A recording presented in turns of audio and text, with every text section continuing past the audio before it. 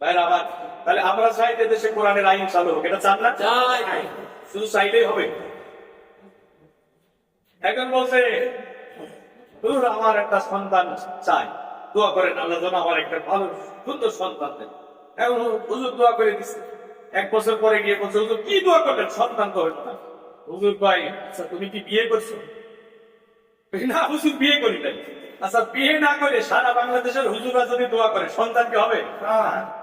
বিয়ে না করে যেমন সন্তান হবে না, শুধু মুখে মুখে কোরআনের আইন চাইলে কোরআনের আইন আসবে। এজন্য আল্লাহ রাসূল এবং সাহাবীরা যেভাবে প্রাণান্তকার প্রচেষ্টা করেছে জীবন বাজি রেখে এই মানব রচিত আইন উৎখাত করে আল্লাহর আইন প্রতিষ্ঠার জন্য আমাদেরকে চেষ্টা করা লাগবে। এই চেষ্টা করা ফরজ না নফল? বড় ফরজ না ছোট ফরজ? সব ফরজের বড় ফরজ। আমি বলছিলাম না একটা মাহফিলে এটা সব ফরজে বড় ফরজ। তাহলে এই চেষ্টা করতে আপনারা রাজি আছেন? চেষ্টা করতে হবে কি দিয়ে? চেষ্টা করতে হবে কি দিয়ে?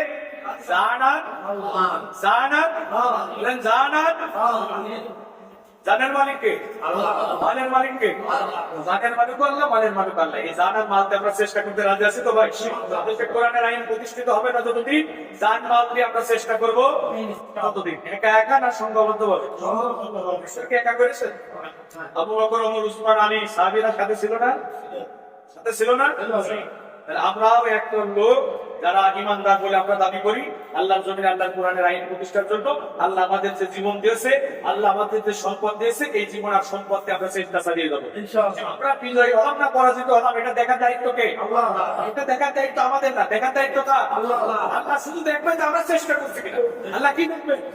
চেষ্টা করছি কিনা। ভাই সুলতান মাহমুদ গজনবীর নাম শুনেছেন আপনারা? তার একজন গোলাম ছিল, নাম ছিল আয়াজ।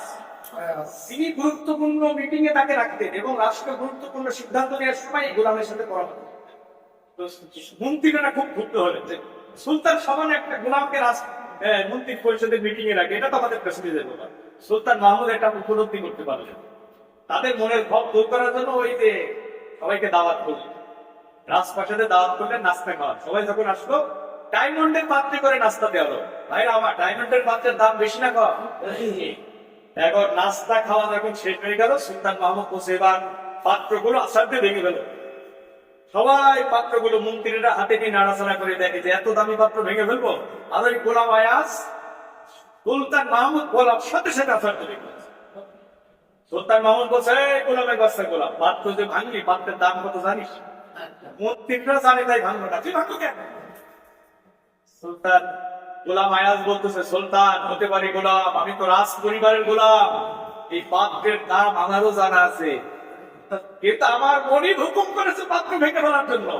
আমি গোলাম, আমার জীবনের সবচেয়ে বড় ডিউটি হলো মনিবের হুকুম মান্য করা। ভাই আমার বলেন তো আমরা গোলাম কার? আমরা দিল্লি ওয়াশিংটনের গোলাম না, আমরা ব্রিটেন আমেরিকার গোলাম না, আমরা কোন নেতার গোলামি করার জন্য মায়ের দ্বার থেকে পৃথিবীতে আসি। প্রতিদিন ফজরে, জোহরে, আসরে, মাগরিবে, ইশা, তাওয়াফে, তাহাজ্জুদে আমরা আমাদের যে মাথা আমাদের রবের কাছে নত করেছি, দুনিয়ার কোন মানব রচিত আইনের কাছে মুমিনের এই মাথা নত হতে পারে না। আমাদের রব আমাদের মনিব করেছে আনাকুমুদ্দিন ওয়ালা তাতাফাররু ফীহি, আমার জমিনে আমার দ্বীন কায়েম করো, এই ব্যাপারে কোনো ইখতিলাফ করো না। সুতরাং কে দ্বীন কায়েমের পক্ষে, কে কোরআনের আইনের পক্ষে, কে বিপক্ষে, কে সহযোগিতা করছে, কে বিরোধিতা করছে, কে কাছে আছে, কে দূরে আছে, এটা দেখার সময় আমাদের নাই। সারা দুনিয়া যদি আল্লাহর কোরআনের আইনের বিপক্ষে চলে যায় আর আমি যদি নিজেকে মুমিন বলে দাবি করি, তাহলে ওই চোখের দড়াটার আইন একাই দাঁড়িয়ে আমি মাথা উঁচু করে আল্লাহর কোরআনের পক্ষে স্লোগান দেব। জেল, জুলুম, নির্যাতন আর অত্যাচার নিষ্কিম নরক কোরআনের এই আন্দোলনের পথ থেকে আমাকে দূরে সরাতে পারবে না। ইম্মা শরিয়াত ওয়া ইম্মা শাহাদাত, হয়তো শরিয়াত হয়তো শাহাদাত, মুমিনের প্রত্যয়িত্ব শপথ হবে, হয় বাতিলের উৎখাত করে আল্লাহর জমিনে আল্লাহর কোরআনকে বিজয়ী করব, নচেত সে প্রচেষ্টায় আমাদের জান কুরবানি হয়ে যাবে। আমাদের বুকের রক্ত দিয়ে এই পৃথিবীর মঞ্চে আমরা ইসলামী খেলাফতের ফাউন্ডেশন তৈরি করবো।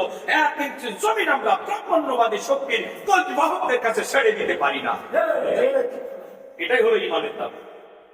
এই কাজ যারা করবে তাদের ব্যাপারে আল্লাহর ওয়াদা হলো ইয়াগফির লাকুম যুনুবাকুম, আমি আল্লাহ তাদের জীবনের সব গুনাহ মাফ করে দেব। সুবহানাল্লাহ।